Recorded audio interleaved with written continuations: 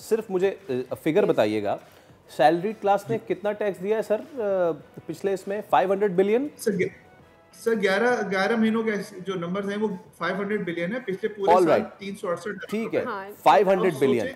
अब मैं इस फिगर को लेके जा रहा हूं अनवर साहब के पास। अनवर साहब, सैलरी क्लास ने दिया है 500 बिलियन का टैक्स, और सिर्फ अकॉर्डिंग टू एफबीआर सिर्फ 2 सेक्टर्स जिसमें टोबैको और पोल्ट्री हैं, इनको मिला के 400 बिलियन टैक्स इवेजन है भाई साहब, 400 बिलियन का टैक्स इवेजन। तो हम जो एक तरफ से दे रहे हैं, दूसरी तरफ से वो चोरी होता जा रहा है। सो हम ये कब तक हम ये सहते रहेंगे? देखें, पहले मैं आपकी बात का जवाब देता हूं, लेकिन पहले मैं आप जो बात हो रही थी ना उसकी तरफ आता हूं। जी जी प्लीज। ये जो सैलरीड हवाले से बात हो रही थी ना, देखें आप ये एक्सपेक्ट ना करें कि आपको कोई 20 से 25% का कोई टैक्स रिबेट स्लैश मिल जाएगा। ये 5-10% की स्लैश मिलेगा, इससे ज़्यादा चाहे आप आज ले लें कल ले लें, कभी भी नहीं होगा। असल में जो डिमांड होनी चाहिए ना वो ये है कि आपको इंसेंटिव क्या मिल रहा है उसके अगेंस्ट। ये डिमांड जो है ना गवर्नमेंट को देनी चाहिए कि आप सैलरीड वालों को एक कार्ड बना के दें, जो टैक्स पेयर है उनके लिए अच्छे हॉस्पिटल में कोई रिडक्शन हो, उनके लिए स्कूलों में कोई रिडक्शन हो, इस तरह की चीज होती है।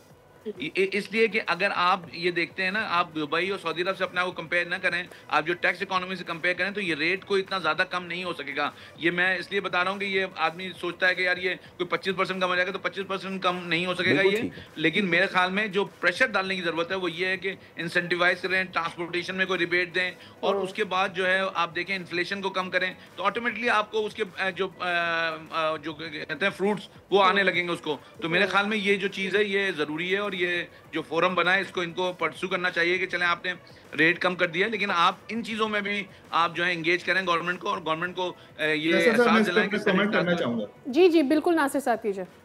अच्छा, उस दूसरी बात ये हो रही थी, पहले अनवर साहब कंप्लीट कर लें, फिर आपके। अनवर साहब प्लीज गो ऑन।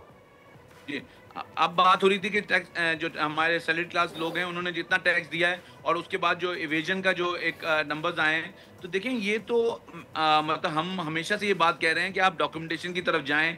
जब तक आप बिजनेस को डॉक्यूमेंट नहीं करेंगे, जब तक आप डिजिटलाइजेशन के जरिए आगे नहीं बढ़ेंगे, ये आपको हमेशा ये फिगर मतलब आपको समझ में नहीं आएगा क्यों है ऐसे फिगर। तो आप क्योंकि जो भी बिजनेस कर रहा है वो आपसे पैसा ले रहा है, लेकिन उस पर अपना ड्यू टैक्स नहीं दे रहा। तो ये तो हुकूमत वक्त की जिम्मेदारी है कि वो उसको एंगेज करे, उसको मतलब उनको डॉक्यूमेंट करें। अब हुकूमत जो है ना प्रेशर डाल नहीं पाती। अब मैंने ताजी 2 स्कीम की बात हुई, तो आपने उसके आगे आएगा। ठीक है नासिर, अनवर साहब मैं नासिर साहब का जवाब भी ले लूँ मुख्तसर, आपको 40 सेकंड्स में हार्डली रिस्पॉन्ड करना होगा। जी नासिर साहब फरमाइएगा। देखिए, salaried class alliance Pakistan fair taxation की बात करती है। हमें पता है कि गवर्नमेंट बहुत बड़ा रिलीफ नहीं दे सकती, इसीलिए हम कह रहे हैं ना टैक्स बेस को ब्रॉडन करें।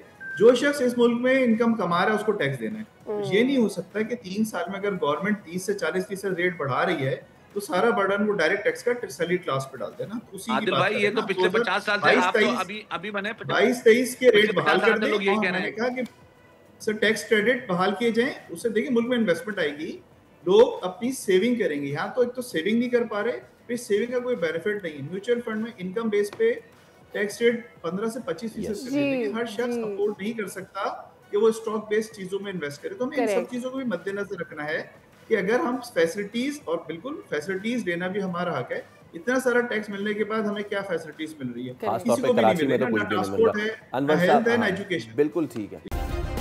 सब्सक्राइब करें और बेल दबाएं ताकि कोई खबर रह न जाए।